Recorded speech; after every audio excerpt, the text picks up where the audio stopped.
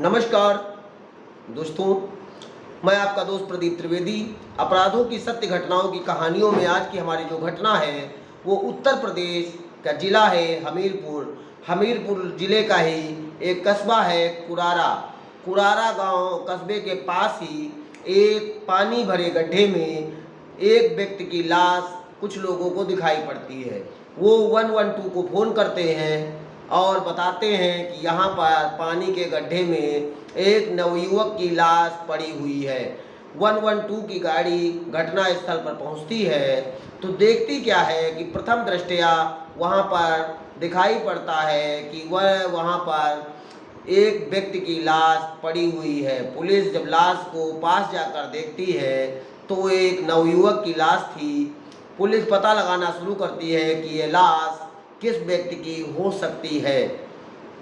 तो पता चलता है कि ये लाश कामता प्रसाद अनुरागी की है, जिसकी उम्र 36 वर्ष है और यहीं पर कुरारा कस्बे के पास बेरी रोड पर इसका घर बना हुआ है। पुलिस देखती क्या है, उसका शरीर अभी गर्म था, इसलिए पुलिस को लगता है कि अभी वो जिंदा है। ऐसे में तुरंत उसको उठाती है, नज़दीकी सीएससी पर ले जाती है, लेकिन वहाँ पर उसे मृत घोषित कर दिया जाता है। पुलिस डॉग स्क्वाड बुलाती है। पत्नी अंजू देवी भी घटनास्थल पर पहुँच जाती हैं। पता चलता है कि उनके पति को किसी ने मारकर पानी में फेंक दिया है और औरतों वाला रोना धोना विलाप शुरू हो जाता है। ऐसे रो रही थी जैसे लग रहा था कि आसमान टूट गया है, वज्र टूट गया है। और रोना स्वाभाविक भी था क्योंकि पति की मृत्यु हुई थी। पति जब पता चलता है कि कामता प्रसाद अनुरागी जो है वो पीडब्ल्यूडी विभाग में जो डेली बेसिस पे या साल भर का वहाँ का आदमी था, उसकी परमानेंट पीडब्ल्यूडी में 4th क्लास पद पर मजदूरी किया करता था। पीडब्ल्यूडी में 12 मासी मजदूर भी आप इसे कह सकते हैं। पुलिस डॉग स्क्वाड आता है लेकिन कुछ भी विशेष वहाँ से कुछ हासिल नहीं होता है। वहाँ पर जो लोग उपस्थित थे वो भी तरह तरह की बातें कर रहे थे। कुछ लोग कह रहे थे कि इसकी हत्या हुई है, कुछ लोग कह रहे थे कि शराब पीने का आदी था, हो सकता है शराब ज़्यादा हो गई हो, गलती से गड्ढे में गिर गया हो और गड्ढे में गिरने के कारण सांस ना ले पाया हो, ना ले पाने के कारण इसकी मृत्यु हो गई हो। ऐसे में पुलिस सीसीटीवी कैमरों की जांच करती है क्योंकि कस्बे के थोड़ी दूरी पर घटना हुई थी। जब पुलिस इसके घर से लगाकर और घटना स्थल तक कई सीसीटीवी कैमरों की जांच करती है तो जो तथ्य जो सामने आते हैं वो सुनकर आप भी सन्न रह जाएंगे। आप भी सोचने पर मजबूर हो जाएंगे कि ऐसा भी क्या हो सकता है। पुलिस देखती क्या है कि एक ट्राली में एक व्यक्ति की लाश को पकड़कर बोरी में रखकर एक व्यक्ति और एक महिला द्वारा लाया जा रहा है और लाने के बाद इसी शव को इसी गड्ढे में फेंकते हुए भी नज़र आता है।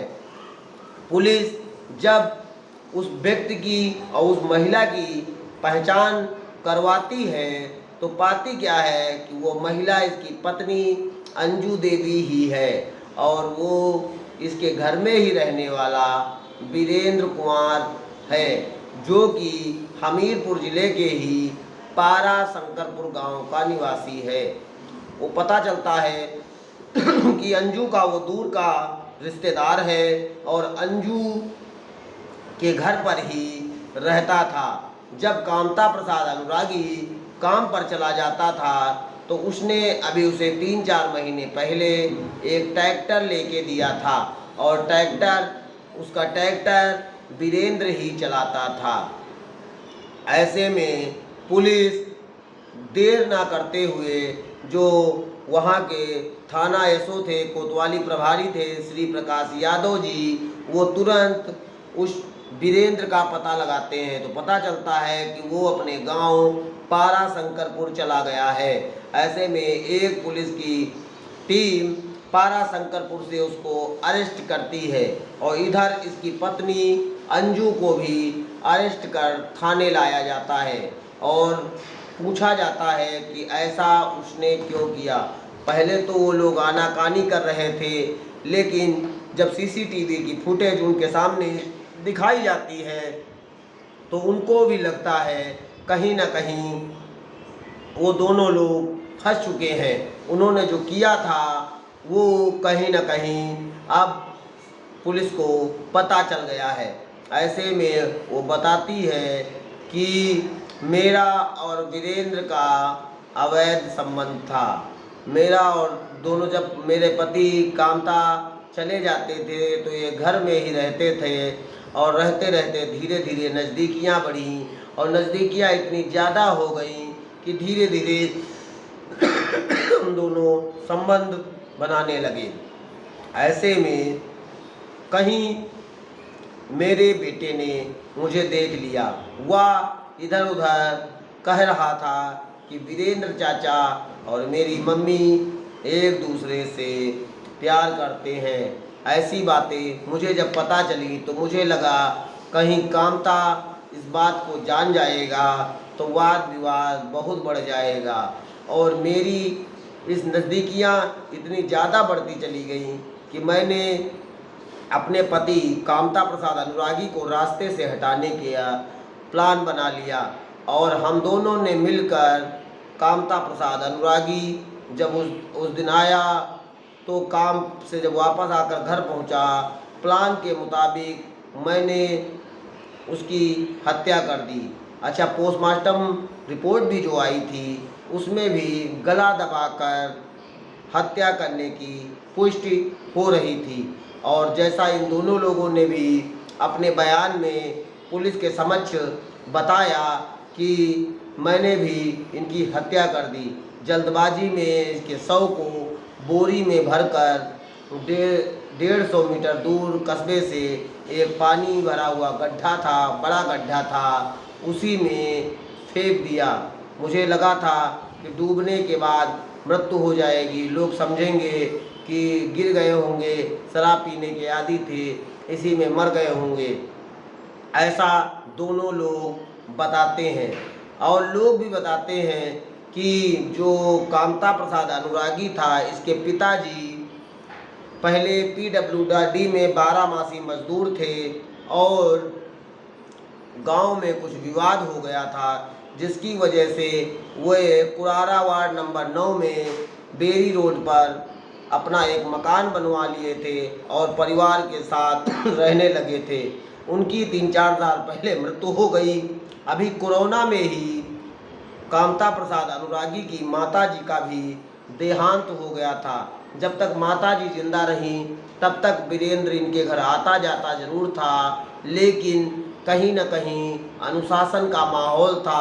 माताजी 24 घंटे घर पर ही रहती थी और उन्हें ऐसे समय पर अपनी पत्नी, अपनी बहू की देखभाल किया करती थी, जिससे उसको मौका नहीं मिल पाता था। और जब पुलिस और पता लगाती है तो पता चलता है जब माताजी का देहांत हो गया तो इसका आना जाना कुछ ज़्यादा ही हो गया। अभी ये 6 महीना पहले ही ये आया था और आने के बाद ये यहाँ ही रहता था और इसने ही कामता को प्रेशर बनाकर ट्रैक्टर, अधिक इनकम पैदा करने का लालच देकर ट्रैक्टर खरीदवाया था। ये गांव में जुताई उताई का काम किया करता था और ज़्यादातर कामता के घर पर ही रुकता था। ज़्यादा रुकने की वजह से इसकी और अंजू की नज़दीकियाँ बढ़ती गईं। नज़दीकियाँ इतनी ज़्यादा बढ़ गई कि दोनों प्रेम पास में इतना फंस गए कि दोनों ने शादी करने का प्लान बना लिया और ये शादी का प्लान इनका आगे अपने साथ ज़िंदगी जीना चाहते थे। उन्हें लगता था कि इसको रास्ते से हटा देंगे, ट्रैक्टर है ही है, इसी से कमाएंगे और हम लोग साथ में रहेंगे, हम तुम्हारी कहीं ना कहीं से हेल्प किया करेंगे। लेकिन जब इसके बेटे को पता चला, क्योंकि कामता और अंजू के 4 बच्चे थे, एक लड़का था और 3 लड़कियां थी, और लड़के और लड़कियां होने के बावजूद भी एक माँ, एक औरत, एक पत्नी इतना ज़्यादा प्रेम पास में फंस गई कि वो अपने पति को भी रास्ते से हटाने में एक बार भी नहीं सोचा। एसएसपी डॉक्टर दीक्षा शर्मा भी गला दबाने की पुष्टि करते हुए बताती हैं कि इसकी हत्या गला दबाने के कारण ही हुई है और उन्होंने इस केस का खुलासा कर दिया। वीरेंद्र कुमार को मुकदमा अपराध संख्या 320/23 धारा 302, 201/34 आईपीसी की अभियोग में मुकदमा पंजीकृत करते हुए इन दोनों को जिस कपड़े से इन्होंने गला दबाया था उसको वाला कत्ल बरामद करते हुए इनके जो सीसीटीवी फुटेज में लाश को ठिकाने लगाने का जो ये तरीका अपना रहे थे उसकी फुटेज निकलवा कर इन दोनों को भारतीय दंड संहिता की धाराओं के अंतर्गत जेल भेज दिया गया और पुलिस चार्जशीट फाइल करने की तैयारी में लगी हुई है। आज की घटना में हमें सोचना पड़ेगा, हमें समझना पड़ेगा कि एक पत्नी जो 4 बच्चों की माँ है और अपने ही पति को जिससे उसके 4 बच्चे थे उसको रास्ते से हटाने के लिए अपने प्रेमी के साथ मिलकर कितनी निर्मम तरीके से उसने जो तरीका अपनाया कि यह रास्ते से हट जाएगा, मैं अपने प्रेमी के साथ अच्छे से ज़िंदगी गुजार सकूंगी। ऐसे में कहीं ना कहीं सोचने पर मजबूर करता है कि ये रिश्ते जिनके साथ पति पत्नी 7 जन्मों का वादा करती हैं, 7 जन्म रहने के लिए एक दूसरे के लिए प्लान करती हैं और बाद में वही औरत उसकी हत्या का कारण बन जाती है, सबब बन जाती है।